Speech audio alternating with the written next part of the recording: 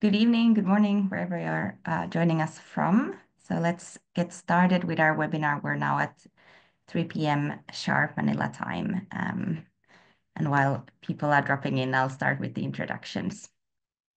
So on behalf of the Asian Development Bank, the ADB, I would like to warmly welcome you to today's webinar, which is on the pathways to a transformative and just transition for public transport in the Philippines, with presentations from both GIZ Philippines and the Institute for Climate and Sustainable Cities, ICSC. My name is Johanna Siliakus. I work for the Transport Sector Office at the ADB. And just to get us started, before we get us started, I want to mention that the webinar is organized under the umbrella of the e-mobility support and investment platform for Asia and the Pacific. This is a knowledge platform that aims to build capacity and support the scale-up of financing of e-mobility initiatives. The platform is operated by ADB and it's supported by the GEF and UNEP. So if we can have the next slide, please. So if you would like to join the e-mobility community under the platform in order to stay up to date on our activities, you can fill in our assessment survey. And in the end of this survey, you can leave us your contact details and we'll be adding you to our mailing list. This in case you have not done so already. I think there are some familiar faces as well among the participants. So you can see the QR code here on the screen. We'll also share a link to the survey in the chat as well during the webinar. And as part of this webinar series, we have been organizing webinars every 2 weeks. Our next and actually final webinar for this year will be taking place on the 4th of December, when we'll hear about La Rolita, which is a public transport operator in Bogota, Colombia, and how they integrate gender equity and sustainability in their system. We're actually currently finalizing the meeting invitation material for that webinar. So you have not, in case you're on our mailing list, you have not received that invite yet, but we'll be sharing it very soon, I hope, to everyone on the mailing list. And in the meanwhile, you can already register. So the registration is open and we'll share a link to that in the chat as well today, or you can just open up that QR code on the screen right now. So today's webinar is moderated by Tom Speed from our implementing partner, Integrated Transport Planning. So I will be handing over to Tom to guide us through the rest of this session today. Over to you, Tom. Thanks, Johanna. Much appreciated. And welcome, everyone. Just a quick note on house rules before we get going. So all microphones are going to be muted during this session, but please do use the Q&A function at the bottom of your screen to post any questions that you have. And you can do that throughout the presentations, and we'll pick those up in a Q&A session at the end. And please also note that this session is being recorded and it will be shared online afterwards. So next slide, please, Christina. So let me introduce now the speakers today. We have 3 speakers today. Jack and Jericho Jericho and Joyce from GIZ Philippines and the Pacific Island countries, and Maria Golda Hilario from the Institute of Climate and Sustainable Cities, or ICSC. Jericho, better known as Jack, leads the energy and transport component of GIZ's project called the Transformative Actions for Climate and Ecological Protection and Development, or also known as Transcend for short. And Joyce also works on this project as a transport policy advisor, advocating for research-based intervention, participatory planning, and institutional strengthening in transport and development. Maria Golda works very closely with government agencies, cities, and civil society as lead of the ICSC portfolio. And she also coordinates the Southeast Asia expansion of the Clean Mobility Collective, which is a network of non-state actors campaigning for inclusive, low-carbon urban mobility.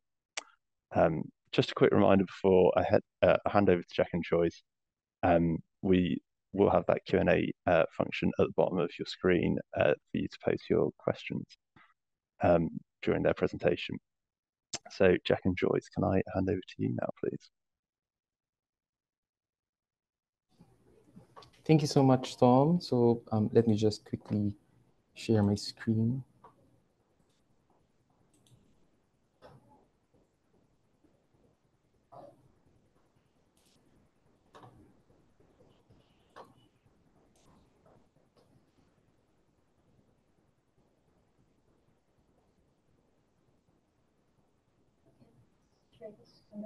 Maybe just checking again if the screen is um, perfectly sharing from your end, Tom.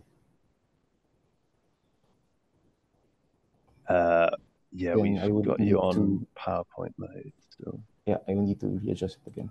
Okay. All right.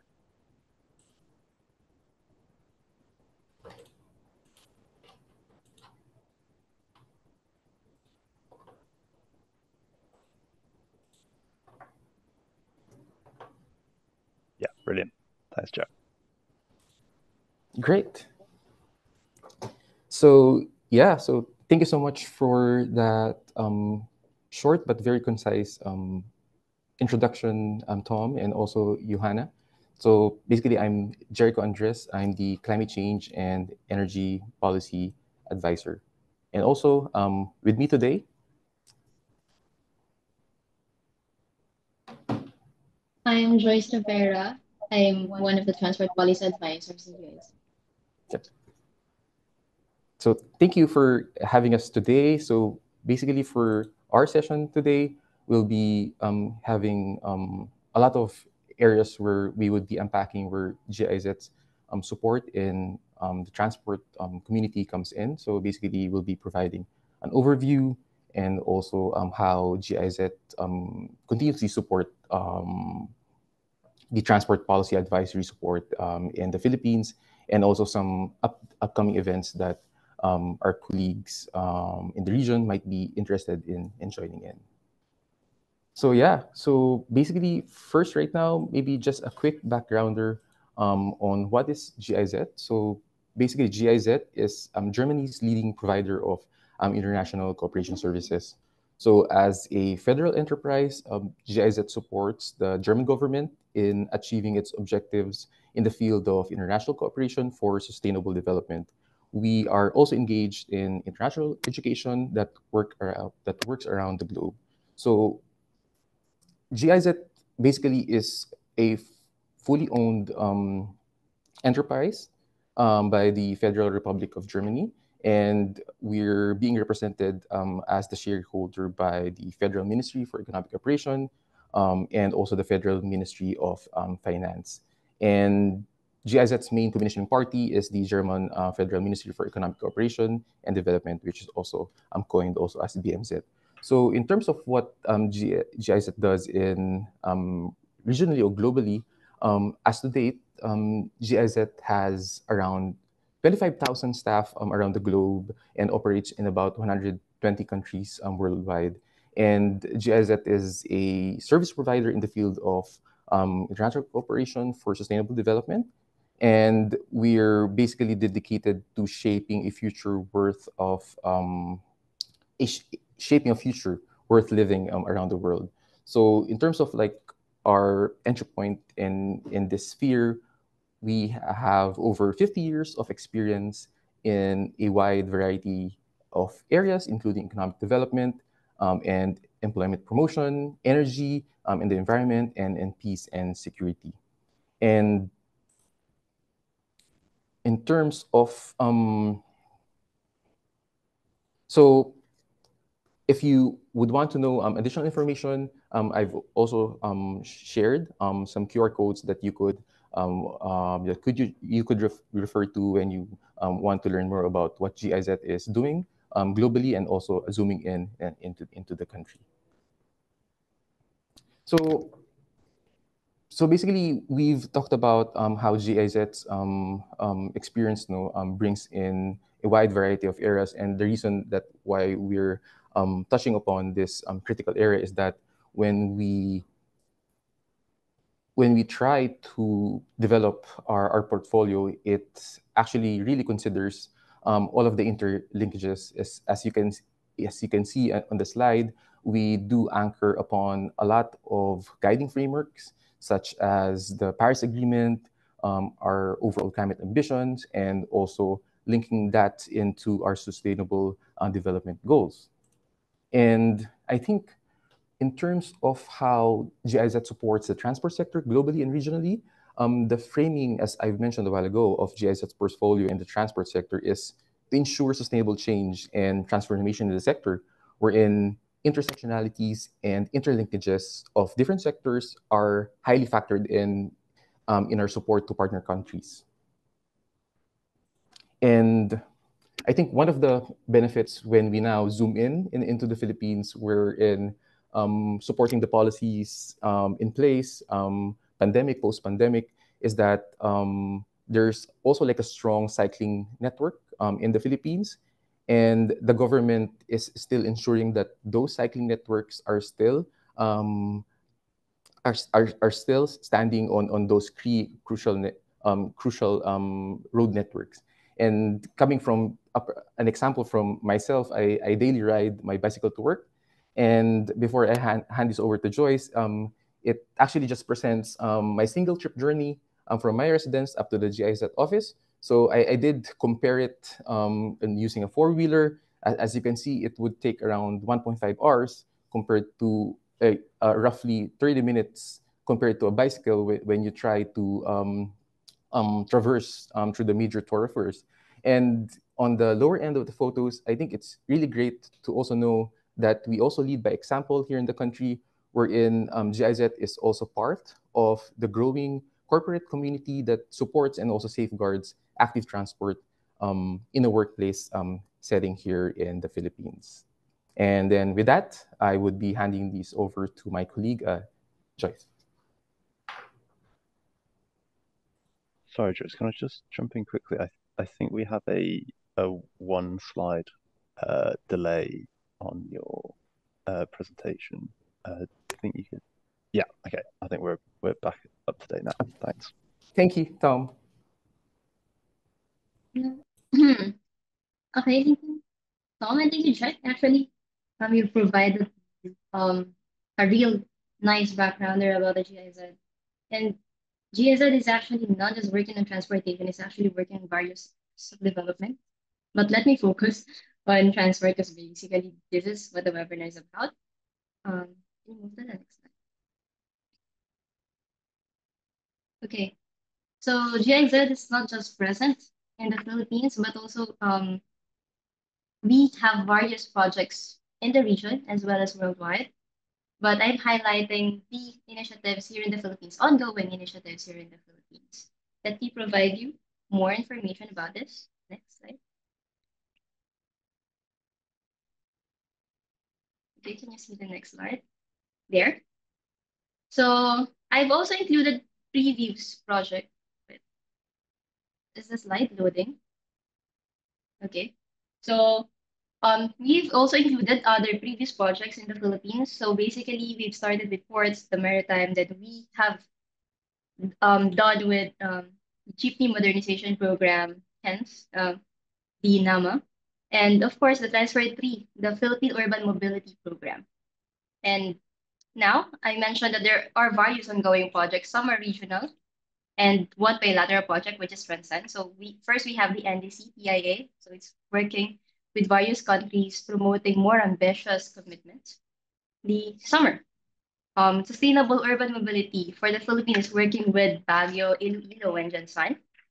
For Urban Act, it's also ongoing. It's not just about the transport, but also the urban issues. It's working with Antipolo, Bacolod, and Tagbilaran. And for Transcend, so here we are. As you can see, it's a big project. It's not just about transport, but it also deals with other areas of development of biodiversity, urban EBA, MSMEs, and governance. So next. I mentioned the GIZ helped with the Philippine Urban Mobility Program, and Jack told you about the active transport GIZ leading the example. So it's not just actually public transport that we are promoting, but all sustainable transport modes. So that includes active transport mode and other initiatives, like, of course, travel demand management, transit-oriented development, and urban pride. Next. So for glance, public transport modernization as well as the promotion of the switch to electrification are among the committed policies and measures the Philippine NDC submitted in 2021. And we do hope that this will also be included in the updated NDC to be submitted next year. So as you can see here, this is the cost impact chain for the whole of PRO. So that includes, again, public transport, active transport, urban freight, POD, and PDM. So let me zoom in to the cost impact chain for public transport. Let's stay on the slide. So we have fleet modernization, fleet consolidation, and route rationalization, which lead to the indicators of jeepneys modernized, and given the EVIDA and the switch to like EVs, maybe electrified, rationalized. So routes are being rationalized, and of course, the corresponding emission factors. Next. Going back to the NAMA, actually, it's the e-jeepneys are just one of the possible actions proposed. So basically, there is modernization of the jeepneys, there's electrification of the jeepneys, and of course, if there is actually a higher demand, the shift to higher modes like buses or minibuses. So in this pathway, we can see that this is a previews, the pre-PUVMP, it's highly fragmented. As you can see, there are just lots of operators, lots of franchises to deal with. There is not much of a system. So it is also not subsidized. The units are actually competing with each other and actually are polluting the environment. So we gone to the jeepney NAMA. So it suggested a formalized public transport system, which in turn the government actually adopted the public transport modernization program. And going forward, electrification of public transport. In the past few years, the Electric Vehicle Industry Development Act was also passed in the Philippines. So it also mandates electrification, or at least a mandatory share of electric vehicles in all fleets, including public transport fleets. So we're lobbying for, of course, subsidies, infrastructure investments, among others. Next.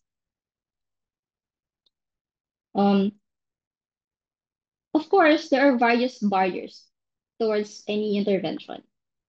So it stems from regulatory, institutional, technological, MRV related.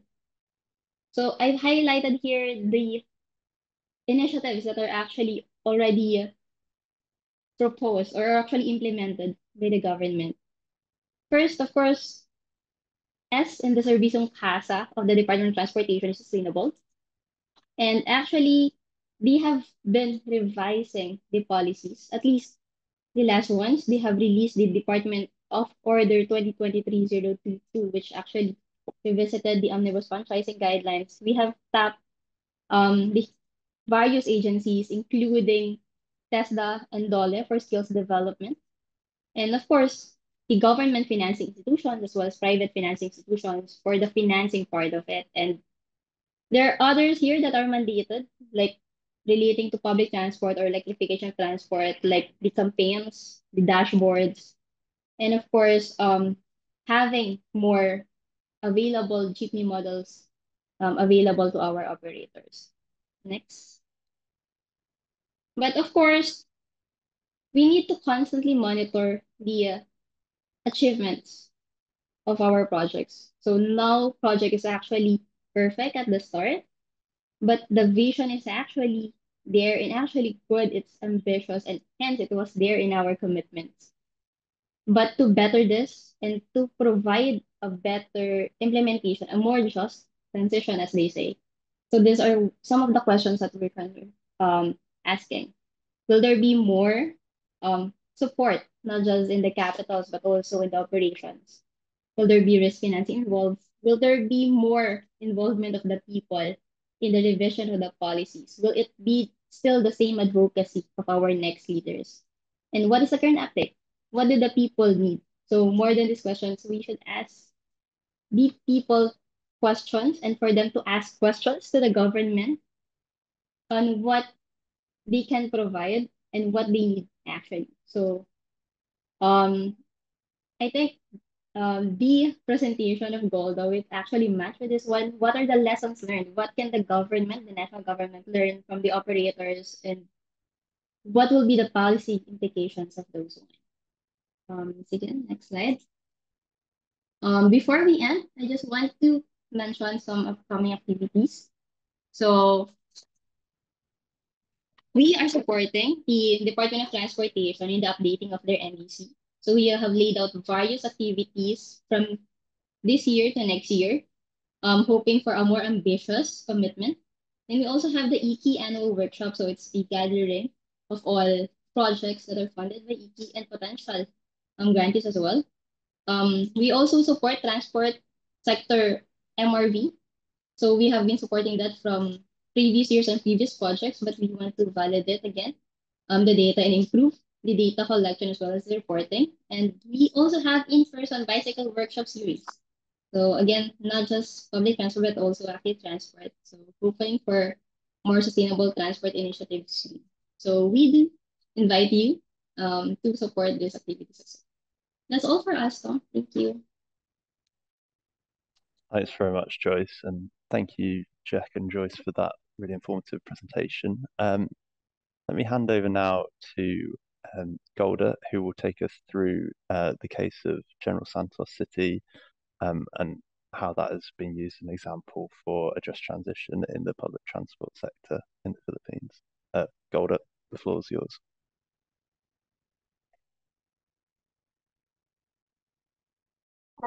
Good afternoon, everyone. Just to introduce my group, I'm from the Institute for Climate and Sustainable Cities. Our journey in e-mobility traces back to our origins as a group called Green Renewable Independent Power Producer, or GRIP.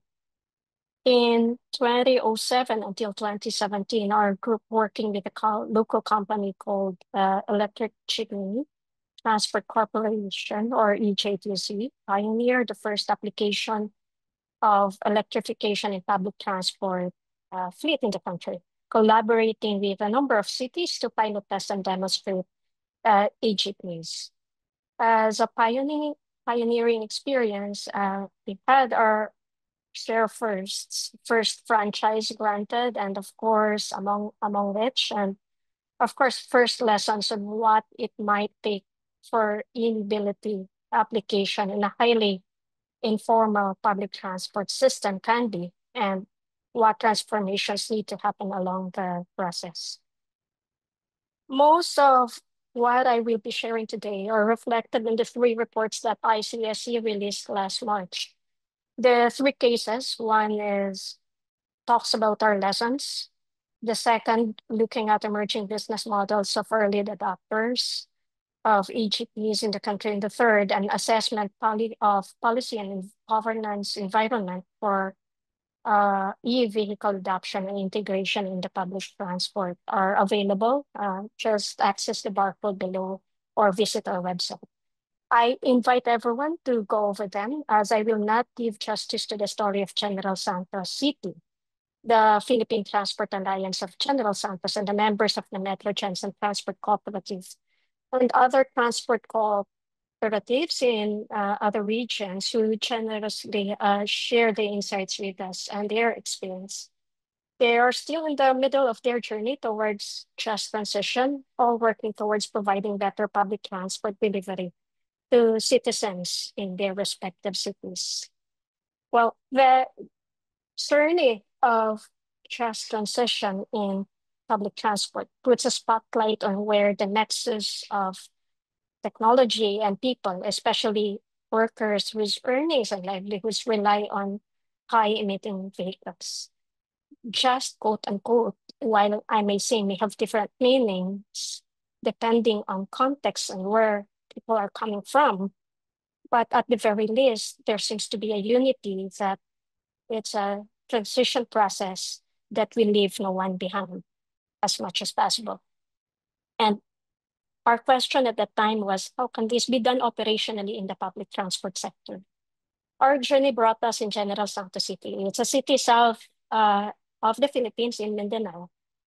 And the situation of General Santos City mirrors most of our urbanizing and growing cities outside of Metro Manila, where accessibility of a safe, affordable, reliable, and interconnected public transport is a challenge for lack of adequate infrastructure, urban sprawl, fragmented planning, and coordination among agencies, and where transport system is a mix of informal and formal transport modes run by private individuals and operators. What was remarkable about General Santos City, however, is what we saw how transition from ICE or internally combustion engine fuel three-wheeler to electric four-wheeler can be driven and initiated by drivers and operators themselves. The story of Metro Gensan Transport Cooperative, or MGTC, started as tricycle operators and drivers association wanting to participate in the government's e-trike project before. The e-trike project did not materialize. However, the Tricycle Association was able to come up with some capital from their regular mutual association dues, which allowed them to buy 3 units of ICE multi-cab called PhilCab. They took turns and gained experience to drive the 12-seater passenger cab. It is during this process wherein they started to organize their fleets, agreeing on common rules and norms that provides an improvement in transport delivery among their constituencies, especially in their communities where they covered. Especially that includes correcting drivers' behaviors, mandating them, encouraging them to be more to wear uniforms. In fact, in 2018, NGTC was organized before the Cooperative Development Authority as a transport cooperative. It was also at this time that the local transport route plan of General Santos City was approved, and NGTC was awarded with 2 routes. NGTC is one of the 2 cooperatives who was the first recipient of the local government support subsidy for modernized jeepneys. They were able to procure 8 modern units through a combination of private bank financing and the local government's local subsidy. To date, MGTC has close to 130 jeepney fleets, around 22 of which are electric. The cooperative has now grown to 228 members. So how does the cooperative ensure that no one is being left behind? MGTC is operating a mix where e-jeepneys and Euro 4 fuel cabs, the ICE fuel multi-cabs, are integrated into fleet operations run and managed by the cooperative and program them according to schedules, flying along and alternate turns flying along the routes available to them. In terms of drivers, they did away with the quota system or the boundary system of compensation. Drivers are paid with wages according to regional wage rates. Overtime pays are paid, plus mandatory benefits set by the government was observed. Those who are hard up on cash can advance, but strict monitoring were observed by the cooperative's human resource pool. Regular trainings were also programmed wherein members took turn of availing training opportunities available to them, given the limited resources being provided. One that is also remarkable because they were cooperative members as well during their General Assembly. Drivers' dividends were symbolically awarded in front of their wives and immediate families. Such gesture is a clear departure of the old system wherein wives have no information over daily incomes of their driver husbands in a boundary quota system. The cooperative has become a business unit model as well, wherein day-to-day operations, fleet management, financial management, human resources, and investment management are being run by members and employed staff who are accountable to the General Assembly of the cooperative. The transition story is developing because the cooperative was bold enough to invest payout from the service contracting program of the government and infuse it to the procurement of a 2-hectare lot for a permanent terminal wherein they designed a mass housing for drivers and the charging terminal will be powered by renewable energy. The vision was also to operate one of their routes and convert it to a purely green route powered by pure electric coming from the renewable energy. What we have likewise observed was an overall improvement of public transport delivery. Trips became more predictable. Of course, they still pick passengers along the way when passengers hail, but schedules of departures from terminals were reliable. Leg rooms, especially if you are riding modern units, were more comfortable, and commuters did not have to practice their negotiation skills when riding unlighted tricycles. At the same time, we have observed that economic opportunities also spread in the community where dedicated terminals and charging stations were set up. There are still challenges. Competition over routes with tricycles are still common, but it is being worked upon with the local government. But at the very least, it is not a competition among transport operators. Leakage and pilferage is also a challenge affecting cooperatives' daily income. But because the cooperative knows the drivers coming from their own ranks, they have evolved their own HR discipline systems how to address this. Another emerging example in General Santos was the presence of Transport Alliance. It started as an informal coordination platform of transport operators, including wherein MGTC a member, and they become more prominent when they actively lobbied for the passage of the local public transport plan of General Santos. As an organized grouping comprised of 7 transport cooperatives, operating the 8 public transport routes around the city. One key facet was that the alliance was instrumental in introducing e-jeepneys into the city. They negotiated as one entity to bulk purchase and made payment arrangement with an EV supplier. This drove down the cost and enabled the EV supplier to set up an after-sales service stop in the city. This has also allowed the Philippine Transport Alliance of Jensen to look for a more competitive EV supplier that can meet their members' growing demands.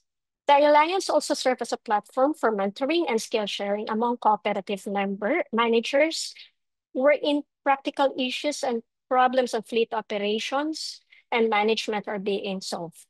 On top of rather than competition, given that there were intersecting and parallel stops among routes operated by the cooperatives, the Alliance facilitating setting up a common terminal in the city center, an agreed headway for waiting time in between stops amongst them, allowing them not to decongest their city roads.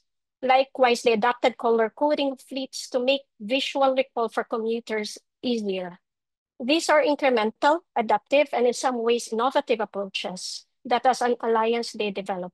From an outsider observer looking in, such kind of private sector partnerships of being informal were being optimized and leveraged. Of course, we have to underscore the local leadership and policies were instrumental that enabled the city to be an emerging example. The value of data and technical intervention support and earlier project interventions informed the development of the General Santos Local Public Transport Route Plan and its urban infrastructure development plan. But what was also policy innovation is how within the city's institutional mechanism, it considered the city's transport plan within the ambit of disaster risk reduction plan program. And it allowed to legislate and pass the 100% per unit subsidy that enabled transport cooperatives to buy e-jeepneys and modern units of jeepneys. Local policy innovations were supplemented by national policy enablers. The service contracting scheme introduced as a COVID-19 economic stimulus package was a boon that allowed transport cooperatives to invest in more efficient transport fleets. And of course, there were policy champions within the local council and local agencies of General Santos, which were instrumental in facilitating the entire process. In essence, or takeaways from the Jensen example. 1, the journey to a just transition in transport through electrification requires a system of adaptive approach. It was the people who drove the system. Local buy-in takes time and process. social process requires investments. It cannot be answered by mere trainings, but also investments on dialogue platforms and processes. Local leadership is key, not just political leadership, but leadership within communities, even among drivers and operators. If we truly want to be just, the transition will challenge everyone to collaborate and cooperate, from competition to collaboration, cooperation, and better coordination, horizontally and vertically. Technology or electrification of transport is just a means. Lastly, we would like to share their stories captured in video. There are 3 stories there. And thank you and end of the meeting. Thank you very much, Golda. That was really interesting and like really good to see a tangible example of how a just transition can work. Um, Joyce and Jack, can I invite you back in now alongside Golda as we go to the Q&A session? And just a reminder to everyone that you can continue to post your questions in the Q&A box at the bottom of your screen. We have already got one question in, which I believe is probably more focused towards GIZ, but Golda, please come in at the end if you have any points. And it's regarding the slight cuts and setbacks and delays that the Philippine government have been experiencing recently, whether any funding sources outside of the national government could be used to promote low carbon vehicles and social support programs. So, Jack and Joyce, if one of you would like to pick that up first, and then maybe Golda, if you'd like to contribute afterwards.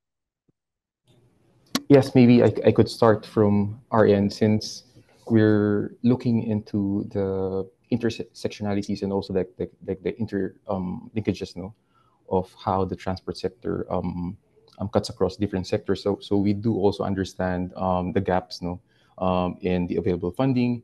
That's why right now one amongst the all of the elements that play into this situation right now is it actually perfectly aligns right now with the current um, direction of the government when you talk about gender, or basically women. So basically how we try to approach this one, since it perfectly aligns with the pre-existing conditions of the government of the Philippines, that to ensure gender transformation in the country.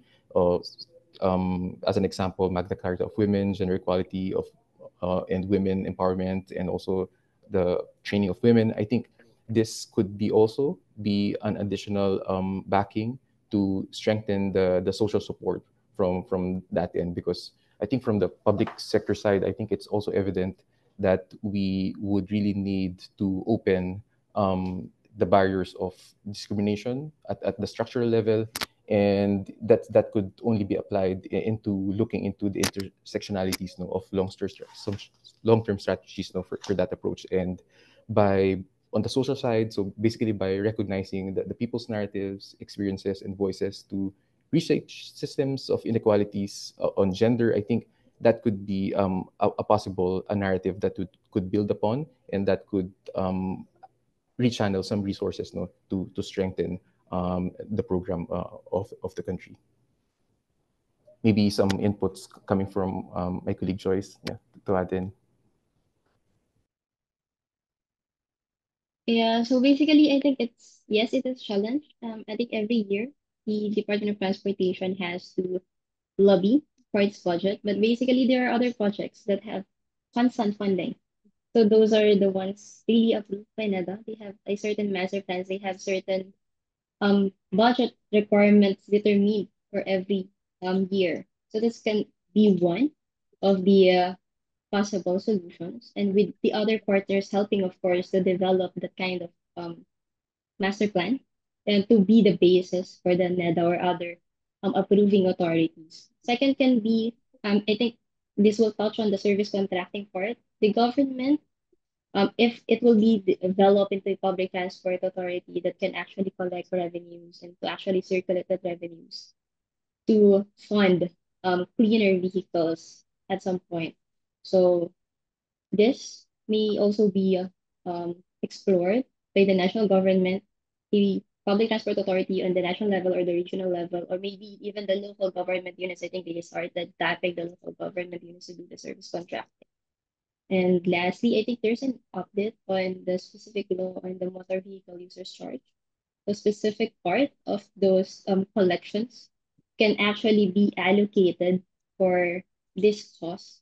So it will not just be on other departments' project, but to really have this, like the public transport modernization or other transport initiatives that actually contribute to our climate ambitions. So yeah, that's from us, and maybe Golda also have some inputs. Um, yeah, setbacks at the end of the day, I think it's just a matter as well of how localities, because we're shifting now the where the front lines of actions are, and in the case of Jensen as well, they were able to leverage and optimize local resources from within. It takes creativity as well and innovation as well as to do that. And policy, in some ways, those policy champions as policy entrepreneurs who knows the way. So I think what was the key lesson there is the value of partnerships. So as well, and I think there are also untapped resources within. We have mandated transport cooperatives, for example, uh, uh, operators to consolidate into transport cooperatives. But what is also one on top opportunity is the cooperative industry as well as investors, commuters, for example. But navigating these and making them into viable investment portfolios and windows and opportunities, for example, for them to have a buy-in in the process. Yes, I think one challenge that perhaps I can also post the GIZ for potential for your work around it, and even for the ADB. So I'm on that. Yeah, so I'll stop there.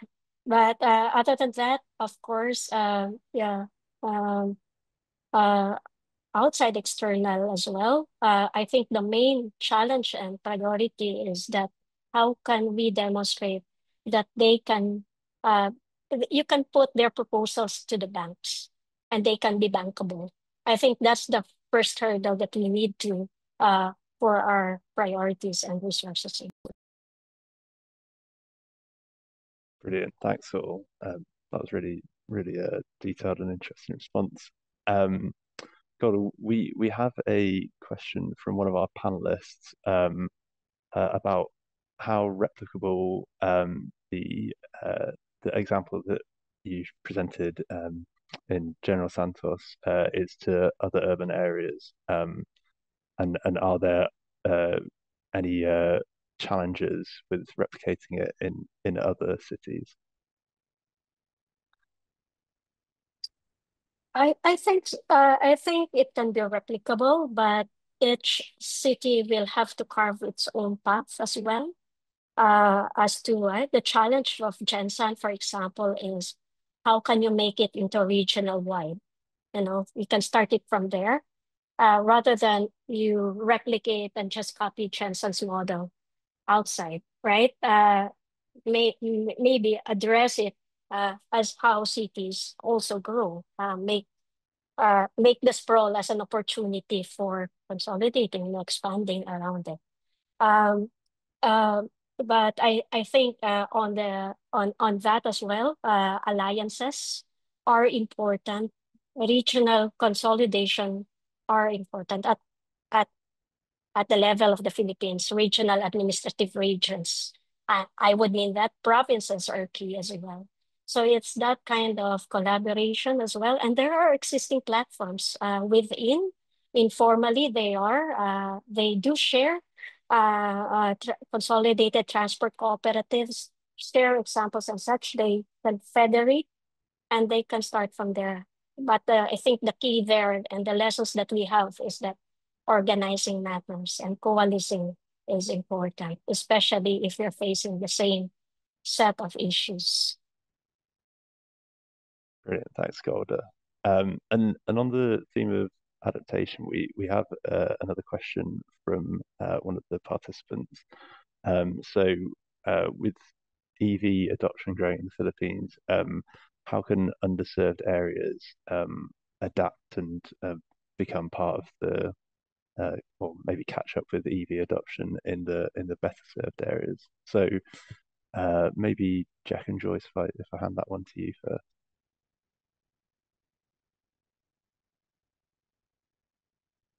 Yeah. So I'm not sure how underserved here is actually defined, but basically, I think that is something to unwrap. First, before we check if um, the plans for electrification in that areas, should first check what are the available transport options in that area and what should be improved. Again, it's not just electrification is one of the solutions, but it is not the only solution. So there are some areas that actually lack roads at the start to start with. So how can you even promote electrification in those areas? Maybe you need to build roads first. You need to address that accessibility concern first before the others. So I think the local governments unit have this tricycle route plans. They have the local public transport route plans. First, they can check, of course, what are the specific modes. Then I think the Department of Transportation will also release actually the guidelines in what areas or routes can actually be served by electric vehicles fully and or electric vehicles at least a portion of it. So there are certain standards as to whether these are appropriate and whether these are actually ready. Maybe there will be electric vehicles in that area, but not too soon. So I think that's for me. Check. Do you have anything? Yeah, thank you so much for that response. No, yeah, I do agree. But when you on top of what Joyce already mentioned, no, you really have to consider a lot of elements that come into play when you try to bring in a certain technology, which is electric vehicle down to the communities, because you really have to pull in all of the intersectionalities between transport, energy, climate, just transition, the workforce. And I think one initiative that we're going to bring down to the community is to support living labs. So it's also coined in as public sector innovation labs um, or innovation labs. So basically, those innovation labs basically support active user participation and engagement, and basically by allowing the community for further involvement. So before we try to set up or fully implement a certain technology, that's one area that we try to come in, is to provide as much as evidence, as much as science-based approach, so that when we roll out a certain technology or a certain initiative, we can see that when we pull all of these technologies on the ground, we would identify that, and we would acknowledge that the process was undergone through like a co-sharing process or co-sharing process, and basically that would also address some some sensitivities, no, revolving EV adoption in the Philippines. Thank you so much. Handing this over back to you, Tom. Thanks. And Golda, do you have anything to add on the underserved areas and how they might be best served by e-mobility? Uh, yeah, I think one more than access as well, because it talks about EV electrification infrastructure should be at the very least present, right? We could not, you know, we could not let's not expect an EV there where there's an energy shortage in the first place. That would be uh, not efficient at all. Uh, but at the very least, I think what we need to strive is as well, if we want to really decarbonize transport and such, we have to make systems more efficient as well. So I think even in urbanizing communities where electrification might not be a possibility for now because of the lack of infrastructure. I think what we need to strive is that we address concerns that enable access, enable mobility, better mobility for the people who and that would allow the system to be the transport system to be more efficient. Brilliant. Thanks, Golda. We've had another question on public transport formalization, kind of similarly getting the building blocks in place before we jump to electrification. So what is the current state of public transport formalization in the Philippines, and what are the challenges that need to be overcome to achieve a more formalized public transport network? I think GIZ, this was probably more directed at you, but I think we'll come to Golda as well afterwards, because I think you both talked about formalization of public transport. Yeah, I've talked about how the pre-PUVMP state of public transport was there were lots of operators, there were lots of individual operations more than the operators. So even actually if there are organized operators right now, so there is a need for actually organized operations in certain routes or maybe in certain areas to have them more harmonized. So that is one. The public transport modernization program has various components. So one actually is the industry consolidation and development. And of course, we also have the route rationalization component. So industry consolidation, this is more of having consolidated operations. And actually for the route rationalization, it's more of consolidated routes even, or more efficient routes in a sense. Am I logging? It's fine. You're all good. That's okay. So yes, those are some of the key areas that are actually prerequisites, because of course before you or maybe can be enhanced in parallel before you actually invest in cleaner vehicles or even electric vehicles. You need to ensure that the operations are actually profitable. And by that, of course, unless of course there are a real subsidy or there is really firm and regular support from the government on the risk and whatever. So I do hope that answers it. But or maybe you also have other suggestions. Thank you.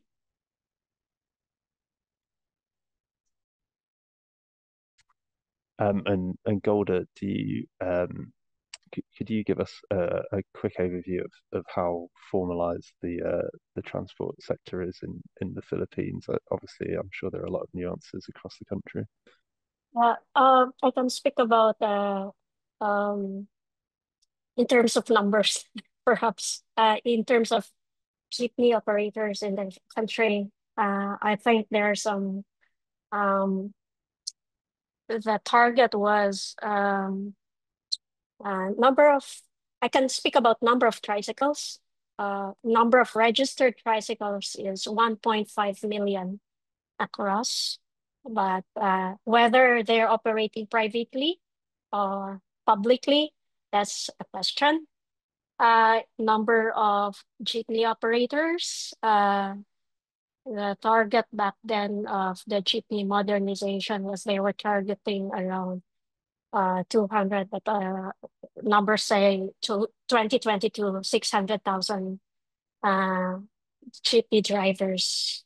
So, but perhaps they were operating around a third, 3:1, right? Ratio, for example. So, mainly because they're informal as well, it's hard to track the numbers.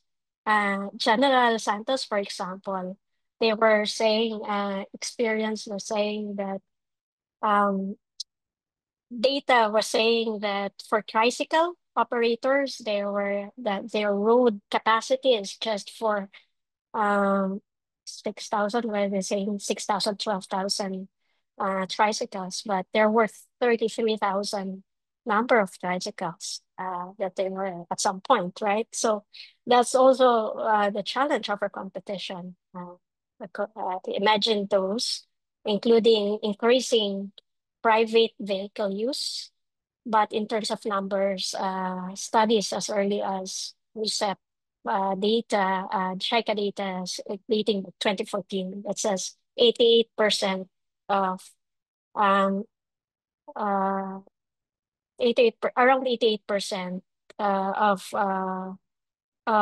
households rely on public transport system and other modes of transport system other than cars to get around So I think those data kind of just say how dependent are we on the informal transport as well.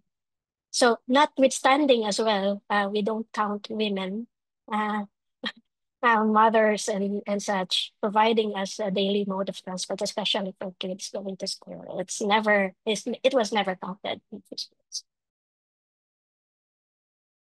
That's a really good overview of the formalization picture in the Philippines. We've got a related question to do with the nuances of implementing modernization of public transport, considering how the socioeconomic and political conditions will vary across the Philippines. I don't know if that poses a set of unique challenges in certain parts of the Philippines compared to others. If I throw back to you, Golda, quickly on that one, and then we'll come back to GIZ. Our take is that of course there has been mandates and a national program as to when, but given the lack of resources, because our ICS's take was that given the research, you really need to pour in massive resources if we really want to consolidate the industry and transition it to such. And the amount of budgets that you provide will never be enough.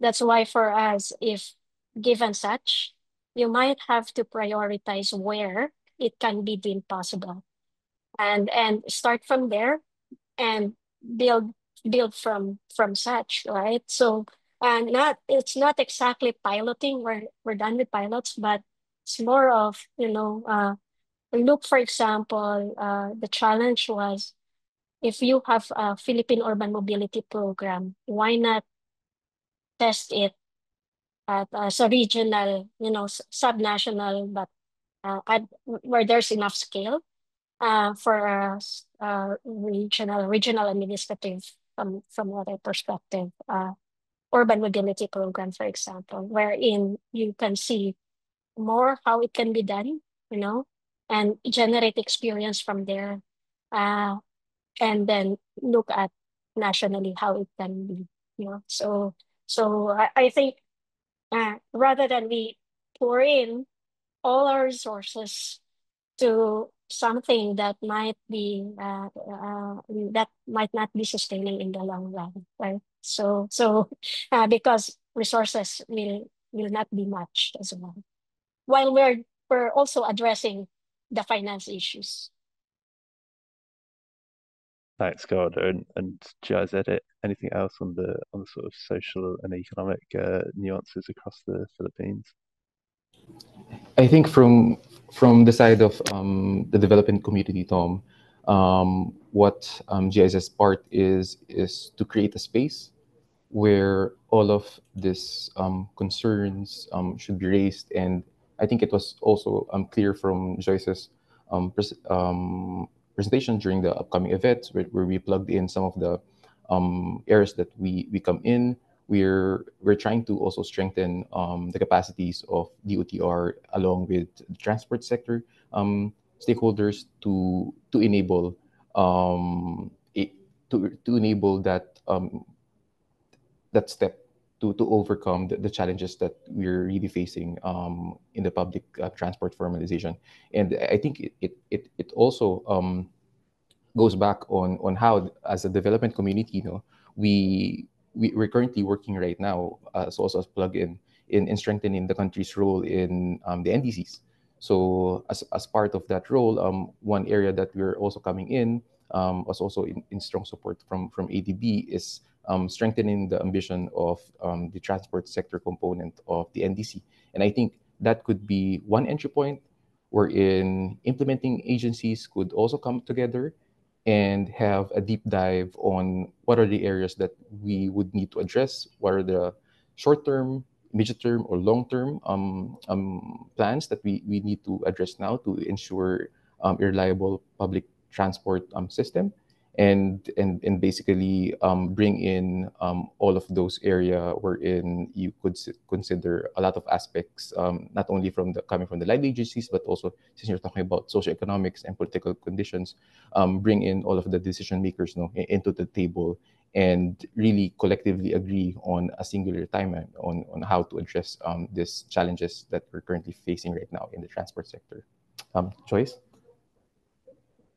Yeah, so I just want to add to you and to Golda, it's more of giving people the voices, because basically there are lots of initiatives by the government, by the local government, by the co-ops themselves, by other partners in there. So basically, what we need maybe is just to scope, take stock of what they have actually done, all the lessons learned, all the challenges, what not to do, what to do.